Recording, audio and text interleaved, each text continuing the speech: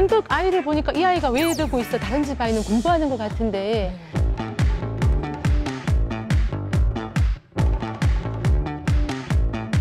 내가 수학을 못했기 때문에 한이 있거든요, 엄마들이.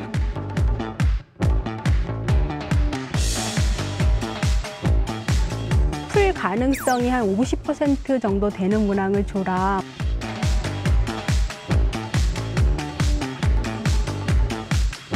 정말 어려운 책을 읽고 나면은 상대적으로 수학 문제가 쉬워 보입니다.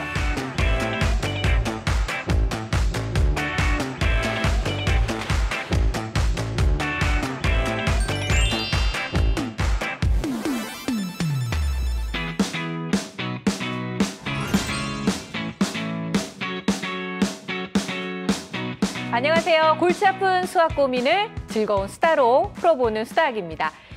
여러분께서요, 뭐 이런 얘기 들어보시죠. 걔 참 예쁘더라. 이런 얘기를 그냥 듣는 것보다 걔가 참 예뻐. 왜냐면 눈이 쌍꺼풀이 아주 짙고 코가 오똑하고 입술이 어떻게 생겨서 이렇게 표현하면 좀 더 이해가 잘 되시잖아요. 그리고 거기다가 덧붙여서 연예인 누구 닮았더라. 이렇게 얘기를 하면 좀 더 이해가 쉬운 것처럼 우리가 그 얘기를 하다 보면 좀 더 구체적인 예를 들었을 때 좀 더 이해가 쉬워지는 것 같습니다. 제가 이 얘기를 하는데 이제 네 분이 고개를 끄덕끄덕 하시는데요. 자, 오늘도 저희에게 즐거운 수다와 함께 재미있는 수학 이야기를 전해주실 네 분 출연자 나오셨어요. 어서 오세요. 반갑습니다. 안녕하세요. 야, 오늘 아까 또 닮았다는 얘기가 나오니까 네. 저도 사실 저를 또 닮았다고 하는 사람들이 많았거든요.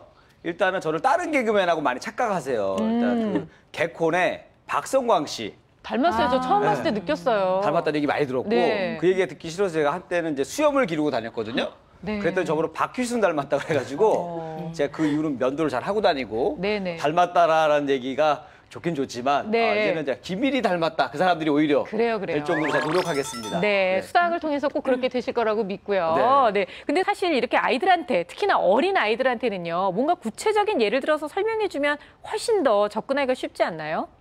그렇죠. 아무래도 우리 아이들이 나에게 맞는 수준에 맞는 이야기를 해주면 더 좋아하는 거와 마찬가지로 스토리텔링이라고 아주 재미있는 적절한 비유와 예시가 들어가는 그런 또 수학 학습 방법도 도입이 되고 있죠. 네, 실제로 저는 요즘 그 분수 때문에 저희 딸이 이제 분수가 너무 어렵다고 얘기를 해가지고요. 제가 정말 온 집에서 막 사과 꺼내, 배 꺼내, 거기다 이제 피자도 또 시켜 뭐 이래가지고 실제로 눈으로 보여주는 거를 좀 해야 되겠더라고요. 말로만 2분의 1, 3분의 1 하니까 좀 잘 이해를 못 하던데요. 실제로 분수 개념을 이해를 못하는 아이들이 많다고 해요. 네. 그래서 캐나다에서는 실험을 해서 분수를 이론으로만 학교에서 이제 선생님이 가르치는 내용으로만 공부한 학생과 사과, 뭐 피자 한 판을 절반 이런 식으로 사례를 들어서 공부를 한 이제 그룹과 이렇게 비교를 해봤는데 네. 사례를 들어서 공부한 그룹이 훨씬 더 학습 면에서 좋은 성과를 거뒀다고 해요. 근데 이게 이해가 되는 게 저도 현장에 가서 수학 이제 수업을 보잖아요. 아이들한테도 피자 한 판을 가지고 뭐 피자 한 판에 몇 등분 몇 조각이 되어 있어? 이러면 8조각. 그 중에서 야, 나 혼자 네 조각을 먹으면 얼마를 먹는 거니? 이렇게 되면 자연스럽게 아이들이 나와요. 특히 먹는 것으로 얘기를 하면 눈이 초롱초롱해지고 더 적용이 잘 된다고 할 수 있죠. 그러니까 저희 딸은 딱 그 얘기하는 거예요. 2분의 1 더하기 2분의 1이 얼마게요?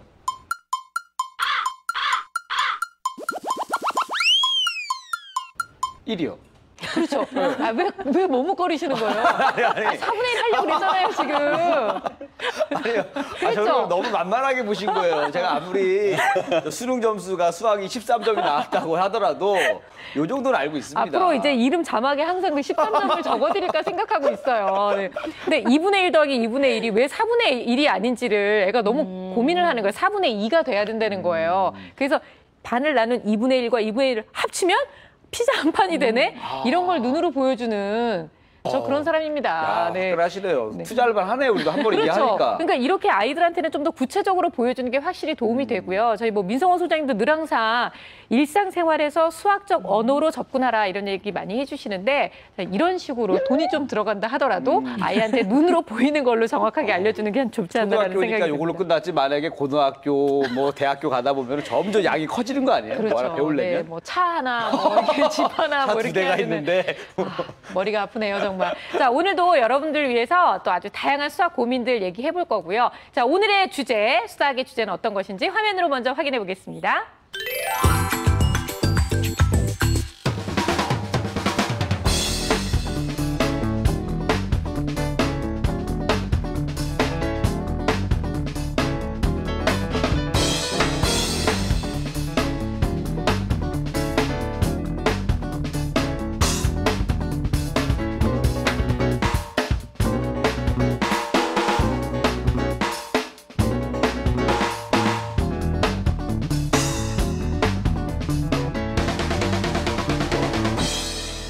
오늘은 보다 구체적으로 수학 고민에 좀 접근해 볼 수 있는 그런 날이 아닌가 싶은데요. 정말 그 아이가 그 학년에 맞춰서 어려워하는 단원들이 다 있잖아요. 그래서 학년별 맞는 어려워하는 단원은 어떤 것인지에 대한 얘기를 또 나눠보도록 하겠습니다.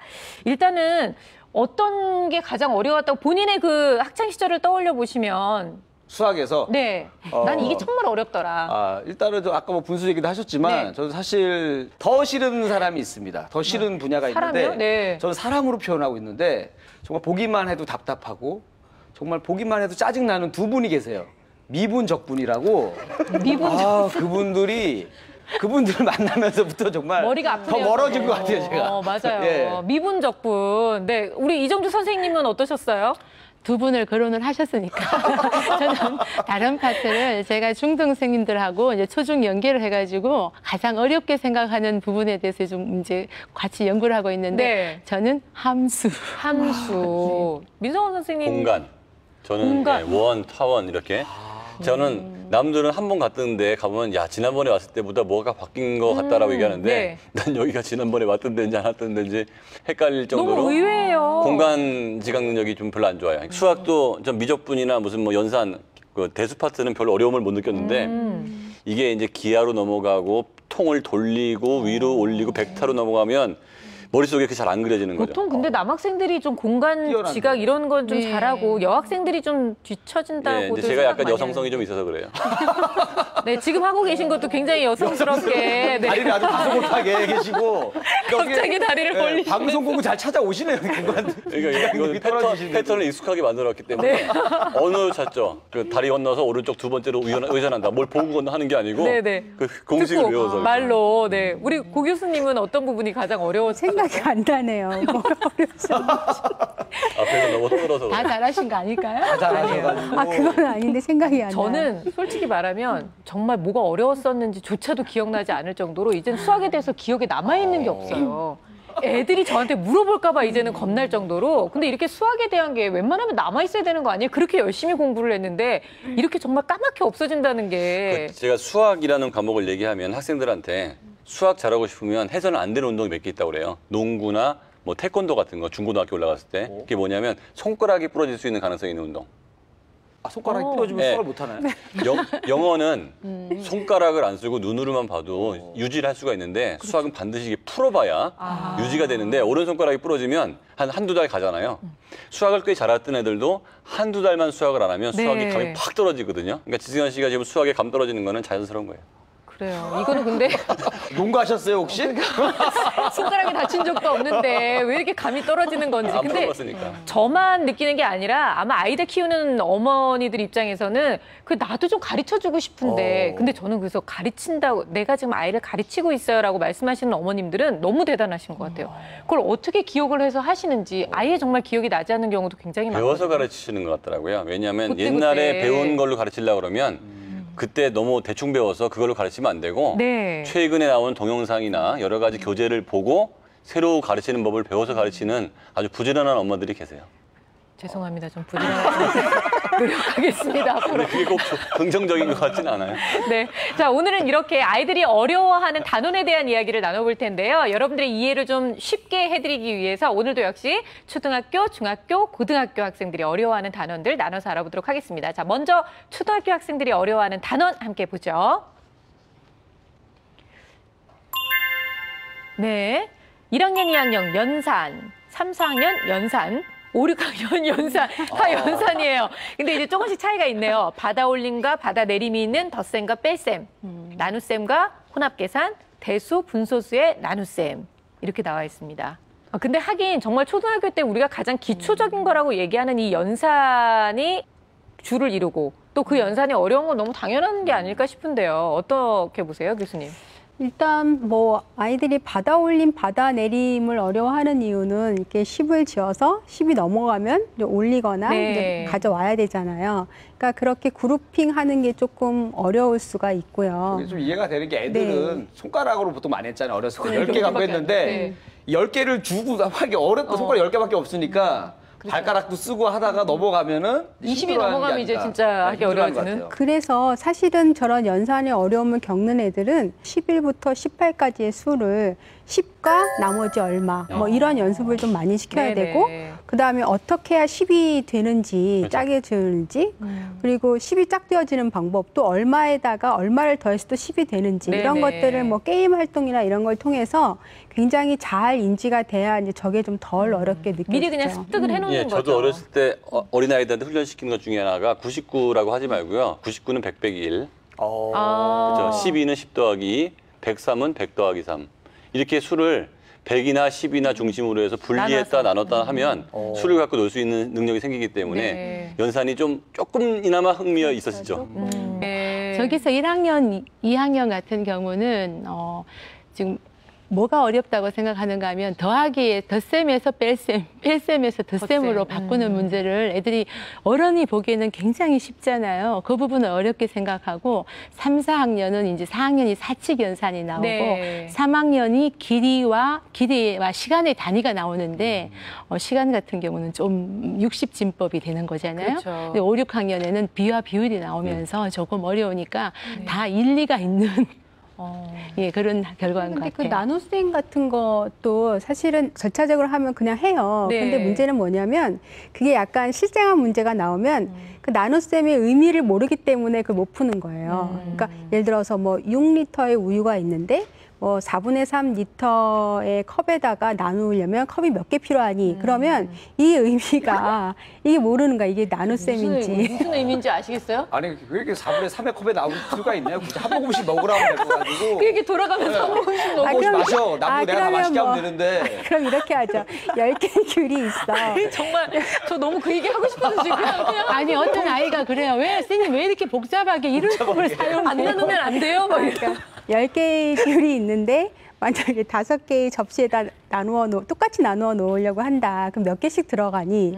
아니면 뭐 10개의 귤을 2개씩 나누려고 하면 그릇이 몇 개 필요하니? 뭐 이런 식으로 약간 그 나눗셈이 적용되는 어떤 언어적 상황이 무엇인지를 좀 알아야 되는데 그게 아니고 그냥 무조건 그 알고리즘만 그렇죠. 절차적인 것만 예. 하니까 그건 하는데 문제가 이렇게 상황적으로 나오면 이걸 뭘 적용해야 되는 건지 모르는 거죠. 네, 사실 그 문제집에 나와 있는 뭐 20 나누기 5 이거는 이제 하는데 그거를 이제 말로 풀어서 설명하면은 애들이 갑자기 이거는 또 다른 이야기처럼 느껴지는 경우가 많잖아요. 그래서 아까 선생님 말씀하신 것처럼 약간 스토리텔링 같은 기법을 좀 넣는 게 좋은데 나누기는 사실 말하고 나니까 좀 그런데 예를 들어 계속 웃기지도. 쿠키가 있어. 그냥 안 나눠 먹으면 되는데. 쿠키가 만약에 있는데 4분의 3초까지.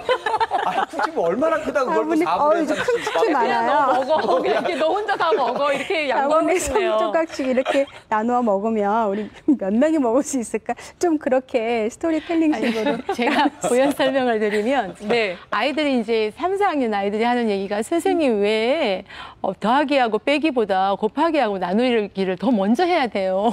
뭐 경로오대도 아닌데 예를 들어서 네. 우리 사칙 연산이 나오면 계산의 순서가 있잖아요. 아, 그렇죠. 근데 그런 것을 우리가 이제 뭐 예를 들어서 목욕탕이나 놀이공원이나 가면 어른 요금과 아이 요금이 다르잖아요. 그럼 4인 가족 기준으로 요금 계산을 할 때 네. 이제 어른 요금은 어른 인수 곱하기 얼마 해서 그다음에 아이 명수에다가 이제 우리 집에 아이가 2명이고 어른이 네. 2이잖아. 이렇게 해서 총 그러면 입장료가 얼마가 들겠니? 이런 장면을 설명을 해주면 왜 곱하기가 더하기보다 더 먼저 계산이 되어야 이분은 되는지를 선생님한테 배워야 되는 거예요.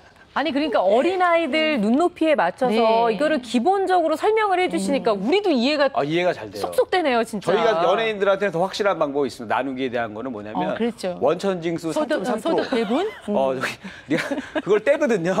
떼기 때문에 이거 나누기를 더 열심히 배울 거라는 생각이 들어요. 정확하게 이 사람이 3.3%를 뗐는지 3.5%를 뗐는지 내가 계산기로 이제 두드려 본단 말이에요. 그래서 요걸 통해서 나눗셈이 참 중요하구나라는 걸 다시 배웁니다. 네. 제가 이제 한 예로 다른 이제 예제 문제를 한번 보여가면서 네. 설명을 드릴게요. 요즘 네. 교과서가 예전하고 얼마나 달라졌는지 네, 자 네. 한번 보아주세요. 궁금하네요.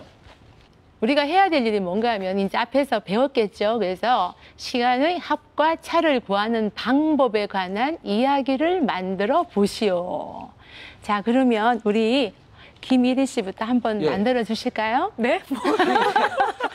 아니, 잠깐만. 이게 이해가 안 가고 문제가 이거 시간의 합과 차를 보냈는데 그러니까 1번, 2번, 3번, 4번 보면요.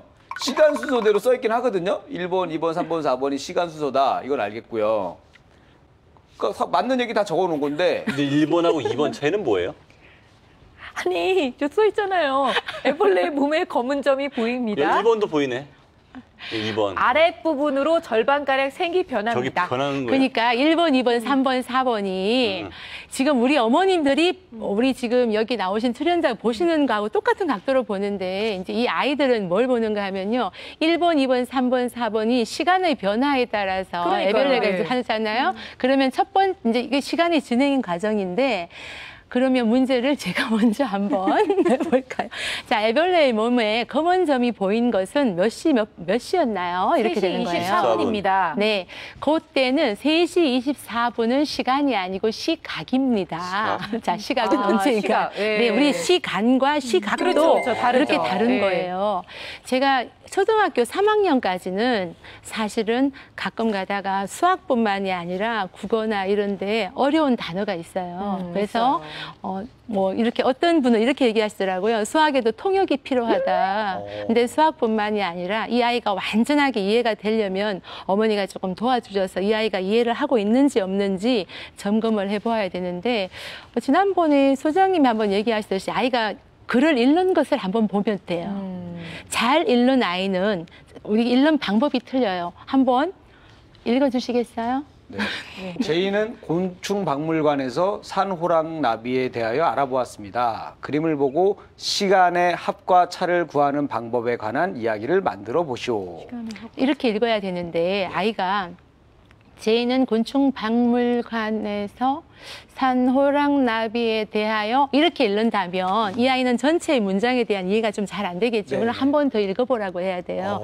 그럼 이 아이가 찾아야 되는 건 뭔가 하면 시간의 합과 차를 구하는 방법에 대한 문제를 여기서 이제 만들어라 하는 얘기거든요. 그렇다면은 애벌레의 머리에서 아랫부분으로 절반가량의 색이 변하는 것은 검은 점이 난 후에 얼마 후에 일어난 일인가요? 시간이니까. 이렇게. 네.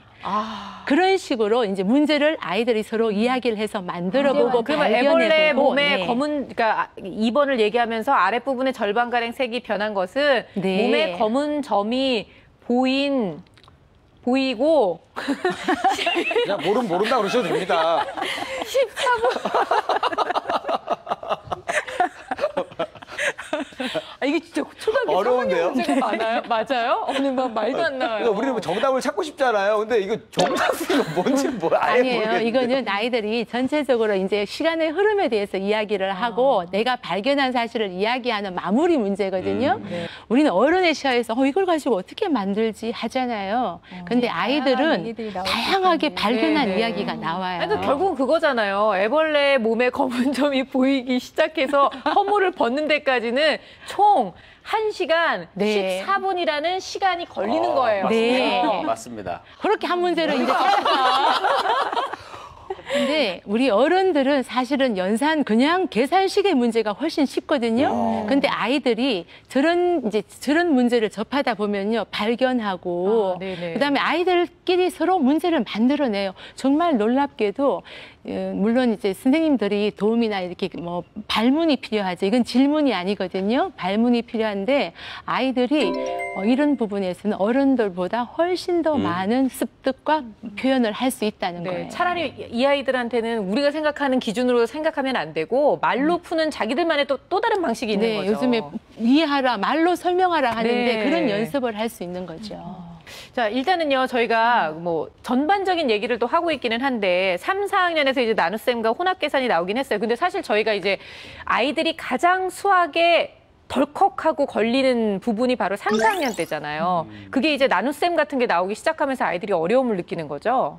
분수도 나오고 나눗셈 나오고 네. 그다음에 도형의 평면 이동부터 시작을 해서 도형이 그때부터 나오는 거예요? 네, 도형의 평면 이동이 아이들이 제가 많이 듣는 질문이 선생님 왜 옆으로 밀기까지는 왜 뒤집어야 하나요?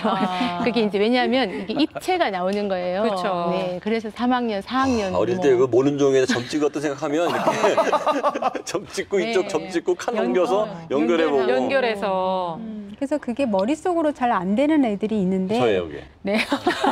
그래서 그런 아이들한테는 좀 어느 단계까지 좀 구체물을 좀 보여주는 것도 굉장히 도움이 되는 것 같아요. 네. 저희 그때 어렸을 때 IQ 검사했을 때 생각해 보면 그 도형을 이렇게 만들어 놓고 위에서 봤을 때는 어떤 네. 모양일까요? 네. 옆에서 봤을 때 어떤 모양? 공간 이런 게 지각력 결국은 보는 공간 거죠. 지각을 예. 보는 네, 거잖아요. 그게 이제 초등학교도 있는데 쌓기나무 해가지고 어디에 보는 방향에 따라서 네. 몇 개의 개수가 보이는 그 어렸을 때 그런 쌓기나무 같은 걸 많이 해본 아이들은 자연스럽게 공간 지각력이 커질 가능성이 높은 거예요. 그러니까 블럭 네네. 게임 같은 거. 그렇죠. 네. 아.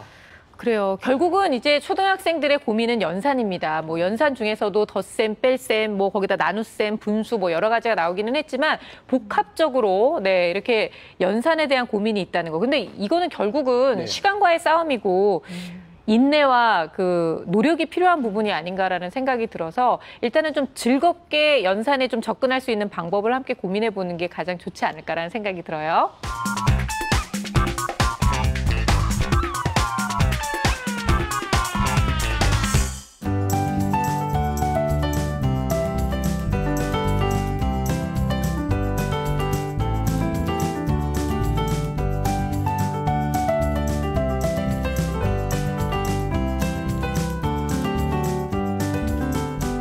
네, 오늘은 아이들이 학년별로 어려워하는 단원에 대한 이야기를 나누고 있는데요. 초등학생들의 고민만으로도 이미 너무 많은 시간을 할애할 정도로 아이들의 수학 고민은 참 깊은 것 같아요. 자, 이번에는 중학생들이 어렵다고 생각하는 단원 함께 확인해 보겠습니다.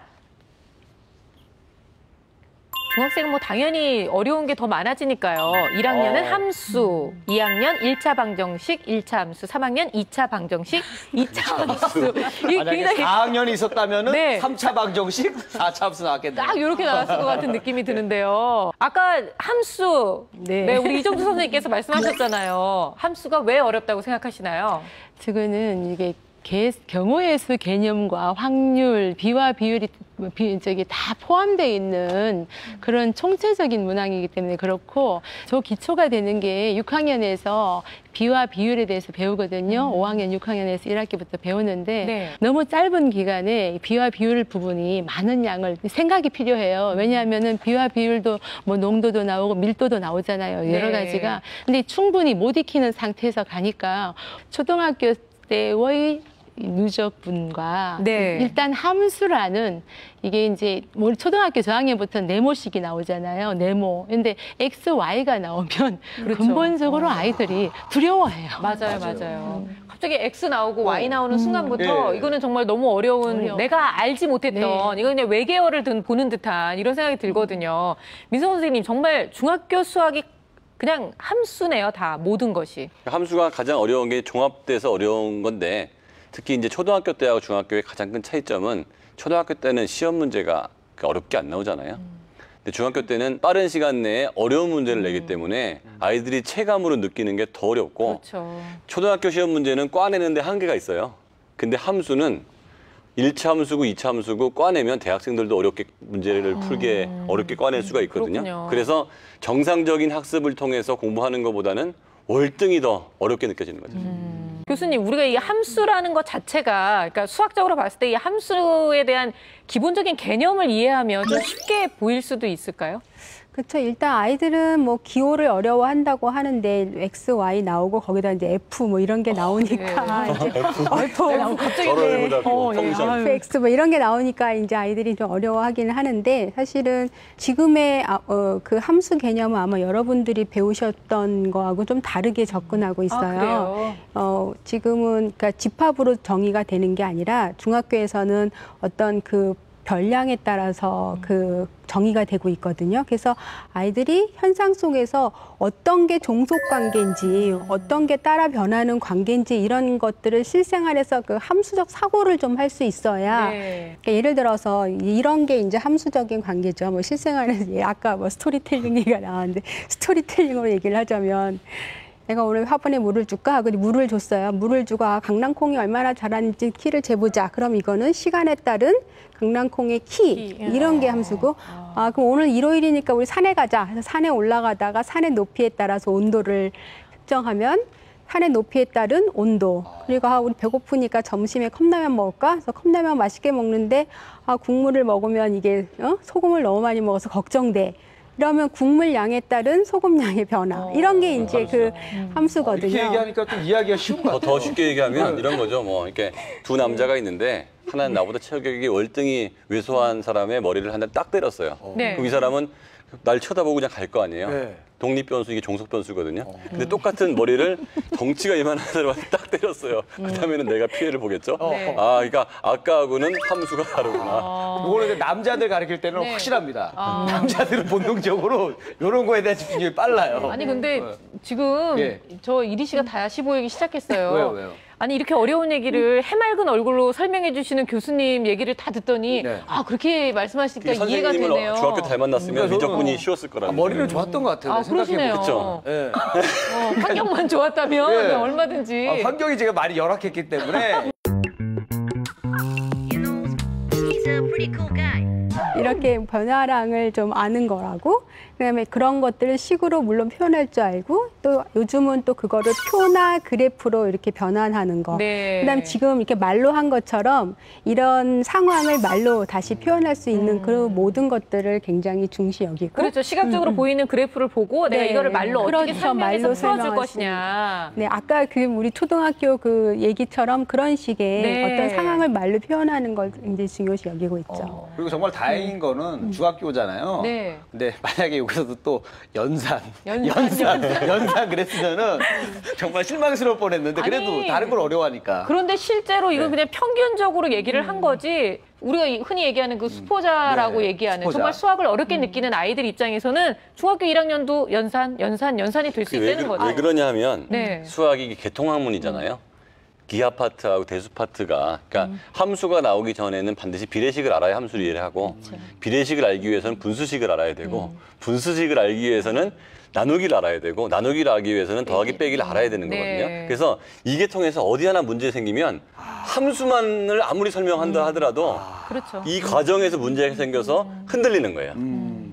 사실 그 맨 3학년 그 2차 방정식, 네. 2차 함수는 좀 연산이 관련이 되는데요. 그렇죠. 왜냐하면 2차 방정식은 해 자체 구하는 걸 좀 어려워하고 그다음에 이때부터 이제 본격적으로 식이 조금 복잡해지죠. 그래서 식이 복잡해지는데 그것보다도 2차 함수에서는 우리가 이제 그거 기억나실지 모르겠지만 여기서 그래프 그리는 일을 해요. 근데 뭐 일반형을 표준형으로 바꿔서 이제 그래프를 그리는 일을 하는데 그 과정에서 인수분해가 필요하고 2차 방정식도 해를 구하려면 이제 인수분해가 필요하죠. 그래서 사실은 해라고 하는 개념은 이미 2학년 때 그 1차 방정식에서 다 배웠기 때문에 해에 대한 개념은 이제 아는데 그 식을 바꿔서 그렇게 하는 과정에서 인수분해 때문에 좀 어려워하기도 하죠. 그래서 그때는 다시 인수분해를 조금 다시 네. 복습시키는 게 좀 필요하고. 저만 이런가요? 저 오늘 방송이 참 어렵네요. 이게 저도 오래간만에 그 옛날 수학 시간 때 느낌이 왔었어요. 갑자기 딴 생각하면서 아니 이거 어렵다. 다시 수학 얘기 나오니까. 그나마 다른 생각이라도 할 수 있잖아요. 네, 네. 저는 아는 척을 하는 게 너무 힘들어요. 지금 선생님이 막 2차 방정식이 뭐 이게 나오잖아요. 뭘 알지도 못하는데 내가 지금 이걸 대답을 하고 있다. 그래 어렵다는 거는 알겠어요. 그러면 가장 어려운 단원을 아이들이 함수로 꼽았다면 어떻게 하면 이 부분을 좀 해결해 줄 수 있는지 해결책에 대한 얘기도 좀 한번 들어볼까요? 저 같은 경우는 이제 고 교수님이나 이렇게 이 선생님처럼 수학을 제대로 공부하신 분들이 있거든요. 그분들의 진단을 받는 게 되게 중요한 것 같아요. 이 아이가 함수를 못하는데 과연 수업을 안 들어서 못하는 건지 아니면 과거에 어느 부분이 안 돼서 못하는 건지 그렇다고 해서 초등학교 전과정을 다시 할 수는 없는 거잖아요. 네. 그러면 좀 감각이 있는 선생님들은 이 아이가 못하는 이유는 이 부분이 안 돼서 그러니까 현재와 과거의 어느 한 부분을 엮어서 같이 가르치면 되는 경우가 많거든요. 네. 그러니까 그런 경험치가 없거나 수학에 대한 깊은 이해가 없으신 분들은 현행만 자꾸 반복하면 된다고 그러고 문제만 많이 풀면 된다는 이런 그 상처 치료하는 식으로 그렇죠. 가르치기 때문에 이 아이가 수학이 더 싫어질 가능성이 있죠. 지금 이 방법이 굉장히 좋은 게 어떤 이제 중학교 학부모님들이 그러면 초등학교 때 뭐 아니면 중학교 1학년, 초등학교 6학년을 못했으면 그때로 돌아가란 말이냐 이렇게 얘기하셔요. 근데 그 시절로 돌아가는 게 아니고 방금 말씀하신 방면대로 그렇게 같이 병행해서 하면은 효과가 있다고 생각해요. 네. 한 가지 또 뭐 다시 수학적으로 돌아가면 네. 근데 사실 1차 함수나 2차 함수나 또 학생들이 어려워하는 이유 중에 하나가 이제 그래프예요. 그래서 특히 이제 2차 함수 그래프 같은 경우 이제 포물선이 나오면서 갑자기 우리가 막 이렇게 직선만 다루다가 포물선이 나오면서 좀 어려워하거든요. 그런데 그래프에 대한 개념이 충분히 이해가 되면, 그리고 또 어떤 아이들은 그 함수가 어떤 거를 의미하니 시각적으로 딱 보이지 않으면 굉장히 답답해하는 애들이 있어요. 그걸 네, 이해가 잘 안 되는 네. 애들이 있기 때문에 이게 손으로 그려보는 것도 필요하지만 또 많은 다양한 그래프들을 딱 눈으로 확인하는 것도 좀 중요하죠. 그래서 그러니까 이제 학습을 하는 것도 굉장히 도움이 되고 네. 이거는 이 뒤에 지수함수나 로그함수 같은 뭐 뒤에 다른 함수들을 배울 때도 굉장히 중요한 팁이기 때문에 그래프 학습을 좀 잘 해두는 게 좋고요. 1차 방정식하고 2차 함수를 묶어서 아이들이 어려워하는 이유 중에 하나가 네. 저 공통적으로 저게 문장제 문제들, 그렇죠. 활용 문제들이 많아서 이제 어려워하는 거거든요. 그럼 어려운 거 설명하시면서 굉장히 웃으면서 얘기하시니까 그러니까 니들은 이거 쉬운데 왜 이해 못하니 하면서 얘기하는 것 같아요. 2차 방정식, 1차 함수가 문제가 아니라 이 문제에서 요구하는 게 도대체 뭔지 그런 것들을 잘 파악을 못하는 거죠. 두 가지 고통을 겪고 있는 거죠. 그렇죠. 이번에 리액션 세게 하시는데 확실히 이해하고 리액션 하신 거예요? 이번에도 모르고 리액션 하신 거예요? 이해가 빨리빨리 안 되니까 자꾸 리액션이 필요할 것 같아요. 근데 이 중학생의 이 경우가 어떻게 보면 가장 중요한 시기인 것이 어려운 것을, 새로운 것을 새로 배우는 시기이기도 하지만 기초를 다져놓지 못했을 때 기초를 다시 한번 회복할 수 있는 가장 좋은 시점이 아닌가라는 생각이 들어서 우리 중학생들은 좀 어렵지만 이 시기를 좀 잘 극복해 나가야 되겠구나라는 생각이 들어요. 기초 공사를 좀 튼튼하게 하고 개념을 확실하게 정리하는 게 참 중요한 것 같네요. 개념 맞아요. 말씀하셨으니까 이번 그 국가 성취도 평가의 그 답안지를 다 분석을 해봤더니 네. 1차 방정식과 1차 함수를 묻는 그 문항에서 학생들은 이게 1차 방정식 문제인지 1차 함수 문항인지 모르는 거예요. 그러니까 그리고 답을 썼을 때도 이게 다항식을 써야 되는데 다항식을 안 쓰고 방정식으로 쓰고 그러니까 아이들의 식의 구조를 파악을 못하는 거죠. 네. 제가 얘기를 딱 들어보니까요. 네. 사실 중학교 때 좀 배우기 좀 너무 어렵지 않나 이런 생각도 그러니까, 들거든. 흥미를 네네. 오히려 더 떨어뜨리는 게 아닌가. 중학교 때는 좀 쉽게 내주고 좀 적응하다가 고등학교 때 좀 어려워도 되는데 중학교 때부터 수학하고 멀어지게 하는 게 아닌가. 그래서 2차 중학교 때 방정식 어렵지 교과서를 않은데. 조금 더 어렵지 않다고요?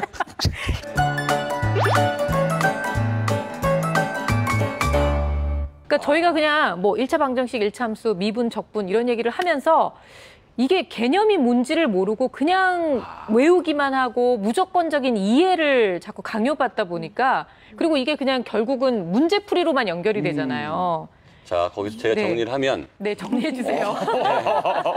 마무리 들어갑니다. 마무리. 중학교 아이들이 1차 함수, 2차 함수, 방정식 힘든 이유는 분명히 초등 과정에서 어딘가 문제가 있는 부분이 있다. 있다. 그 부분을 그러면은 선생님 정말 초등학교 때 모든 것들을 아까 말씀하셨던 뭐 분수부터 시작해서 뭐 덧셈 이걸 다 그래도 어느 정도 한다 그러면 중학교 가서 문제가 없다라고 거의 보시는 없죠. 거예요? 거의 없죠. 그러니까 네. 초등교육을 거의 잘 받았다 그러면 네. 여기서 문제가 안 생기는데 문제가 생기는 이유는 함수가 문제가 있는데 대시리더의 문제는 아닐 거 아니에요.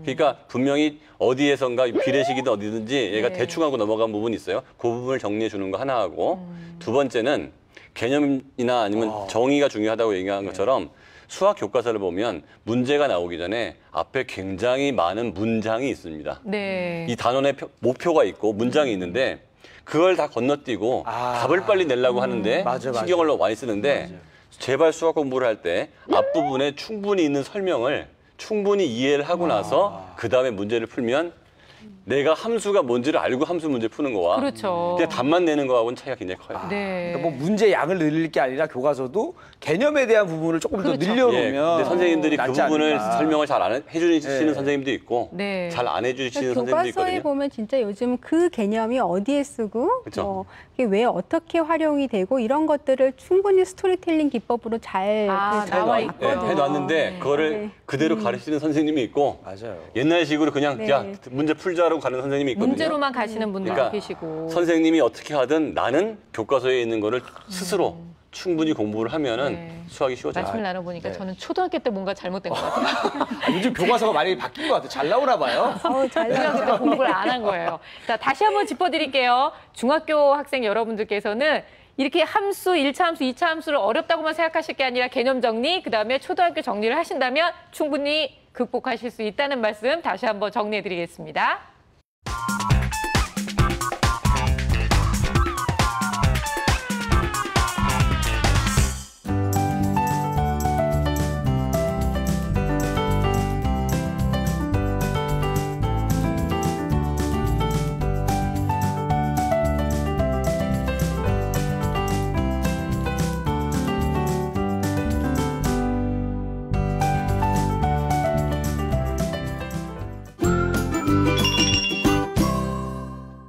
네, 수학 고민 해결해 주세요. 수고의 시간입니다. 오늘도 사연이 많이 기다리고 있는데요. 그중에서 먼저 학생의 사연을 한번 만나볼게요.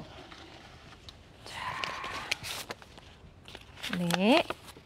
네, 고등학교 2학년이래요. 고등학생, 남학생입니다. 어렸을 때부터 운동을 하느라 학업을 좀 소홀히 했습니다. 그러다가 다치는 바람에 운동은 접었고요. 다시 공부를 시작하게 됐는데요. 그게 작년 고등학교 1학년 때입니다. 당연히 수업 따라가기가 힘이 듭니다. 특히 수학이요. 수업 시간에 선생님이 무슨 말을 하는지도 잘 모르겠고요. 모의고사 점수는 100점 만점에 20점 정도 나오는 것 같습니다. 친구 같네. 저보다 난데요. 지금이라도 시작하면 될까 싶어 마음먹고 제대로 해보려고 했는데 뭐부터 어떻게 해야 할지 모르겠습니다. 주위에서는 지금이 너무 늦었다고 하는데요. 그렇다면 저는 아예 수학 자체를 포기하고 다른 과목에 힘을 쏟아야 하는 걸까요? 다른 과목은 그나마 수학보다는 점수가 나으니까요. 하지만 수학을 포기하고 싶지는 않습니다. 또 재미없지도 않습니다. 도와주세요. 저한테 이런 만약에 사연. 그런 아이가 네. 상담이 오면 전 몇 가지 작업을 해요. 예를 들어서 다른 과목은 공부했을 때 얼만큼 빠른 성적이 오르는지를 봅니다. 네. 예를 들어서 수학 같은 경우는 굉장히 오랜 기간을 공부해야지 실력이 나오는, 그러니까 만약 빙상 같은 과목이에요. 밑에가 커야 되거든요. 그렇죠. 근데 그거에 비해서는 그래도 사회나 과학 같은 과목은 새로 배워서 새로 성적이 올라갈 수 있거든요. 근데 새로 배워서 새로 성적이 올라갈 수 있는 과목을 잘한다는 것은 이 아이의 인지 능력은 좋은 거예요.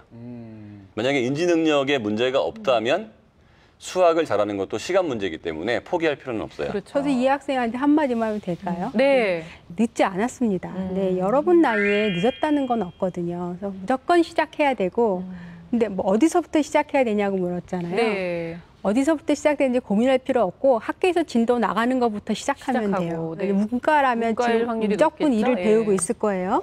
그럼 미적분 2를 배우면 아마 거기에 뭐 등차수열, 등비수열이 나올 텐데 그건 아마 지난 학기에 배웠을 거예요. 그럼 그 부분만 찾아서 등차수열, 등비수열이 뭔지 공부를 하고 그다음에 나머지 뭐 연속 뭐 이런 것들은 다 극한 이게 다 처음 나오는 거예요. 누구나 네. 똑같이 배우는 거고 이걸 배우는 데서 필요한 건 인수분해 들어가겠네요. 그럼 인수분해는 사실은 우리가 시계 전개하는 것만 하나 배우면 그거 역으로 해갖고 얼마인지 또 알 수 그렇게 있고 하다 보면 또 초등학교까지 다 배워야 되는 거 아니에요? 다시 정답을 그러니까요. 배워야 되는 거 아니에요? 그다음에 특별하게 내려가지 아, 않아요. 그래요? 그다음에 더 나오는 거는 1차 함수, 2차 함수 그래프 그리는 게 나올 거예요. 근데 아주 단순하게 기울기하고 절편만 알면 그릴 수 있는 그리면 되는 그런 것만 나오거든요. 그러니까 그냥 해도 지금 괜찮아요. 물론 옆 사람 쟤네들은 저기까지 나갔는데 옆 사람하고 비교할 필요 없어요. 그냥 자기 목표를 설정해서 그냥 이루어 나가면 네. 된다고 저는 만약에 그 생각합니다. 학생이 선생님 얘기를 들었다면은 다시 운동을 해야겠다 생각했을 것 같아요. 아니. 뭐야. 아니 저는 아니야. 일단은 바라는 굉장히 게 긍정적으로 아이가 받아들일 것 같아요. 네. 이 학생이. 그리고 네. 운동을 했다는 거는 그만큼 공부할 시간이 없었다는 거잖아요. 어떻게 보면. 근데 아까 제가 말하는 중에 네. 근데 만약에 다른 과목을 공부했는데 빠른 성취가 별로 없다라고 아, 하면 수학을 포함한 전 과목을 다 공부하는 게 사실은 쉽지 않아요. 그렇죠. 그러면 이제 시간상으로도 고등학교 그렇고. 2학년이라 네. 그러면 이제는 결정을 내려야 될 때가 온 거죠. 내가 앞으로 2, 3년 동안 수학을 극복하면서 다른 과목 잘할 것인지 아니면 수학 한 과목을 제외하고 그다음에 다시 공부를 해서 대학을 갈 건지에 대한 결정을 할 필요가 있는 것 같죠. 그러니까 지금까지 계속 수학을 했던 아이와 내가 같은 선상에서 같은 실력이 올라가기는 쉽지 않은데 이게 이제 현실적인 입장에서 보면 수학을 9등급이거든요. 지금 사실은 20점이면 다 틀린 확률밖에 없는 거니까 오지선다에서. 그러면 9등급인 아이가 수학 공부를 참 열심히 해서 5등급이 된다 한들 입시에서는 9등급과 5등급은 차이가 없어요. 네. 전략적 사고를 한다는 얘기는 나머지 기간 동안 이것도 함수죠. 내가 그렇죠. 수학을 극복할 수 있는 아까 인지 능력이 있다면 한번 네. 도전하는 거고 네.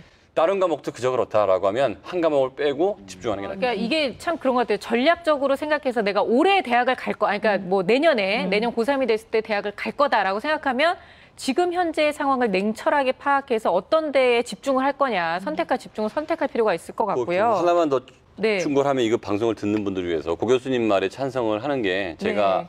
아는 아이 중에서 김영준이라는 아이가 있어요. 그래서 걔는 책도 썼기 때문에 실명을 써도 되는데 걔 중3 때 거의 전교 꼴찌였거든요.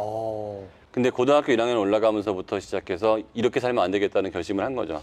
수학은 중학교 1학년 수학도 못했었거든요. 네. 근데 걔가 어쨌든 간에 내신 수학은 시험 범위가 매우 짧아서 작아서 내신 수학에만 집중을 한 거예요. 아까 말씀하신 것처럼 새로 네네. 배우는 거에. 결과는 들어갈 때 한 500명 중에서 한 300등 정도 들어왔던 아이가 전교 1등 졸업했고 서울대 경제학과 합격했고 이번에 서울대 로스쿨 갔거든요. 근데 그 친구가 하는 얘기가 많은 젊은 포기하려는 애들한테 나보다 중학교 때 공부 못했냐 너. 그다음에 나보다 가난하냐. 그런 얘기를 하거든요. 근데 걔가 성공한 이유는 수능 공부 위주로 하지 않고요. 네네. 일단 내 앞에 있는 중간고사, 기말고사부터 파기 시작한 거예요. 그게 쌓이면 수능 공부가 되는 건데 그렇죠, 그렇죠. 많은 사람들이 그냥 중간고사, 기말고사 학교 공부는 무시하고 수능만 잘 보겠다고 인강 드립다 들어봤자 네네. 그게 나한테 와 닿지를 않는다는 거죠.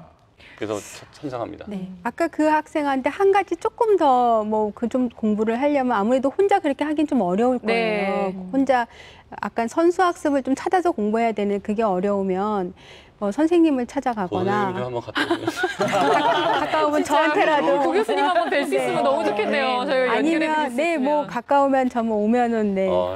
네, 얼마든지. 네. 그리고 너무 잘 됐어요. 네.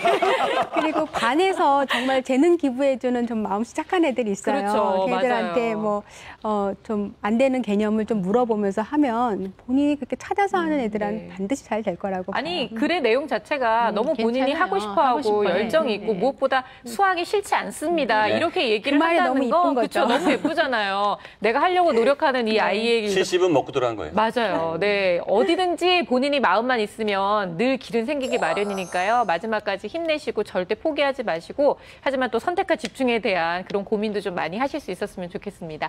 자, 수고하시고요. 자, 저희는 언제나 여러분들의 고민에 귀를 기울이고 있으니까요. 사연들 많이 보내주시기 바랍니다.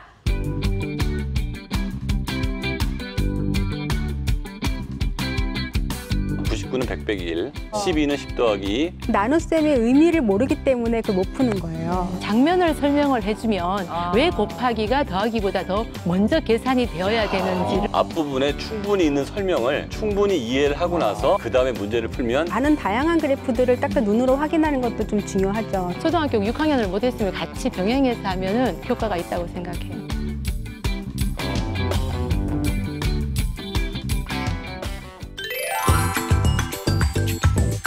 네, 학년별로 아이들이 생각하는 가장 어려운 단원들에 대한 이야기를 나눠보고 있는데요. 드디어 두구두구두구 고등학생들이 어려워하는 단원에 대해서 알아볼 시간입니다. 과연 그분들 오시나요? 그분들이 이제 몰려오십니다.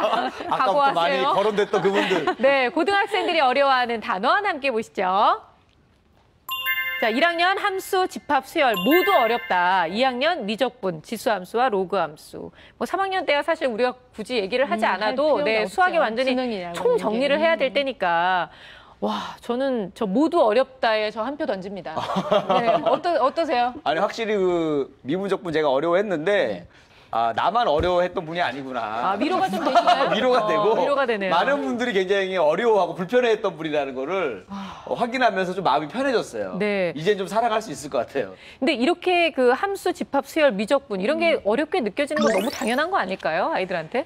네, 뭐 당연하다기보다는 교수님만 쉽다고 쉽다고 얘기하시는 우리 이게 그렇게 어려운 게 아니에요. 이렇게 사실은 말씀하실 것 어려워요. 같아요. 당연하다기보다는 뭔가가 좀 이렇게 부족한 부분이 결핍된 부분이 생겼기 때문에 그런 거겠죠. 네. 그냥 함수보다는 아마 제가 생각하기에는 뭐 합성함수, 역함수 이런 걸 좀 어려워하지 않나 이제 봐요. 근데 합성함수, 역함수 이런 거 하려면 사실 독립변수, 종속변수의 그런 개념이 좀 철저히 들어가야 되는데 그게 이제 혼돈이 되니까 네. 이제 그런 게 어렵게 느껴지는 게 아닌가 그런 생각이 좀 들고요. 궁금한 게 있는데요. 교수님은 이렇게 수학 문제가 누가 이렇게 갖고 오면 이렇게 막 푸시죠? 풀죠. 아니, 근데 교수님은 이렇게 수학에 대한 얘기를 하실 때 일단 저희와는 굉장히 좀 다른, 뭐 세 분은 다 다른. 아니에요. 저와도 다르셔요. 다 똑같죠. 뭐가 다른가요? 아니, 근데 너무 부러워요. 정말 이 수학을 잘한다는 것은 인생에 있어서 엄청난 그 장점을 갖고 제가 가시는 보기엔 것 같아요. 다들 잘하셨던 분인데 지금 좀 시간이 위로가 지나 안 되거든요, 보니까 선생님. 자꾸. 아니, 근데 우리가 오늘 이 고등학생들이 어려워하는 이 부분에 대해서 좀 많은 해결책을 좀 제시해야 될 필요가 있는 것이 통계에서 보면 10명 중에 7명이 고등학교 2학년 때 수학을 아예 등진대요. 그러니까 나는 이제 수학을 포기하겠다. 그게 왜 그러냐면 중학교 수학까지는 전부 내신만 시험 보기 때문에 요번 중간고사에서 2차 방정식이면 2차 방정식을 응용해서 풀기만 하면 돼요. 네. 근데 고등학교 올라가서 이제 모의고사로 넘어가기 시작하면 시험 범위 표시가 안 돼요. 이 문제를 알아야죠.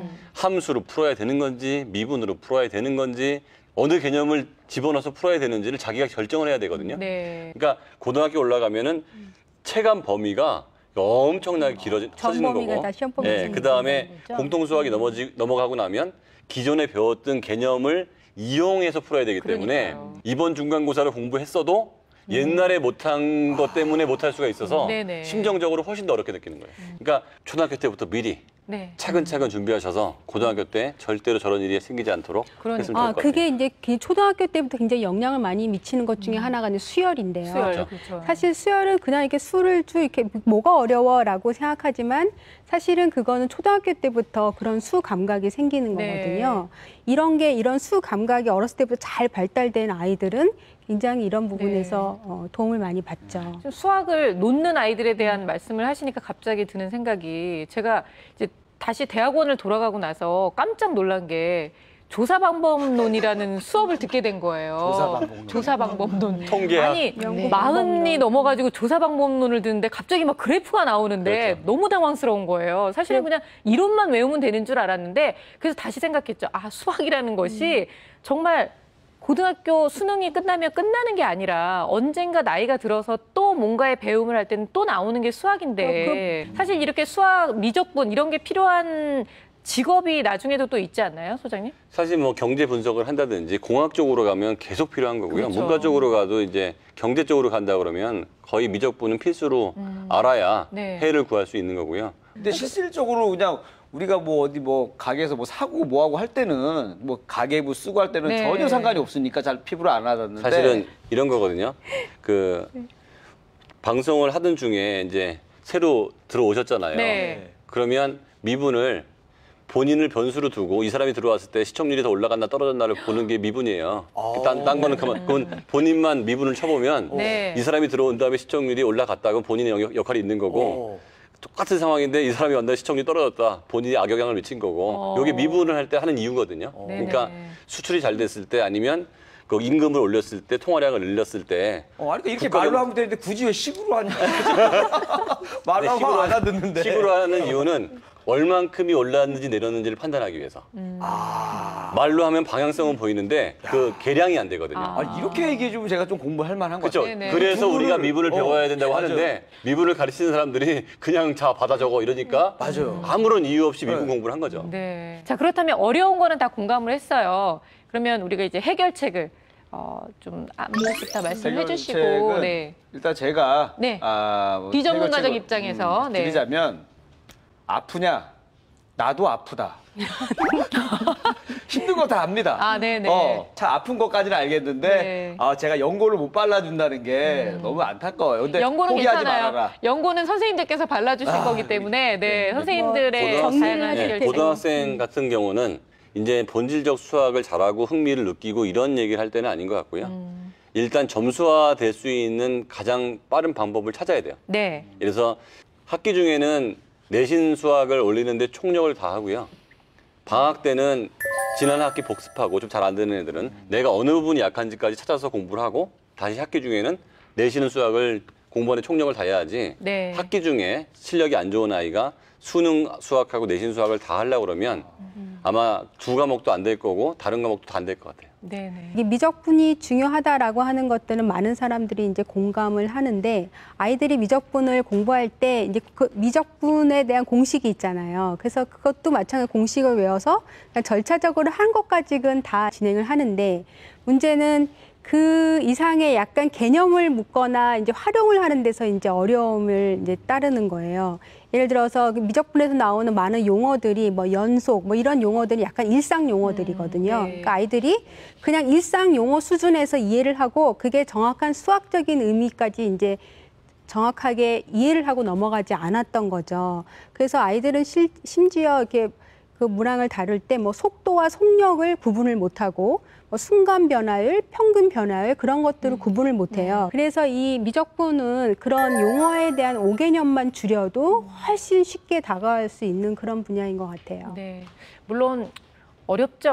어렵지만 그래도 우리가 절대 포기할 수 없는 것은 의지만 있으면 길이 분명히 있다는 것이죠. 저희 수다학이 그 길과 여러분과 함께 손을 잡고 그 길을 같이 걸어드리겠습니다. 무엇보다 전문가 선생님께서 그리고 또 인생에 이런 선배가 네, 여러분들에게 힘이 되어드리잖아요. 그리고 오늘처럼 정말 초등학교, 중학교, 고등학교 그때마다 맞는 해결책을 저희가 늘 항상 제시해드리겠습니다. 늘 항상 수다학과 채널 고정하시면 여러분들께도 수학의 길이 활짝 열릴 거예요. 오늘도 좋은 말씀 전해주신 세 분 전문가 그리고 김미리 씨 감사합니다. 고맙습니다. 고맙습니다. 감사합니다. 네, 오늘 방송을 끝내면서 제 마음속에 남은 한마디는요. 김일희 씨가 하신 아프냐? 나도 아프다. 수학이 쉽지 않은 거는 엄마도 아빠도 다 공감하시는 부분인 것 같아요. 여러분들이 수학을 하면서 정말 늘 항상 왜 나는 이렇게 안 되지? 라고 느끼는 그 갑갑함을 부모님들도 다 겪어보셨잖아요. 그 힘든 길을 부모님께서는 열심히 응원해 주시고 또 저희 수다학이 여러분들께 좋은 해결책을 제시해 드리면서 함께 걸어갔으면 좋겠습니다. 자, 저희는 다음 주에도 알찬 내용으로 다시 찾아올게요. 감사합니다. 고생하셨습니다. 고맙습니다. 감사합니다. 고맙습니다. 여기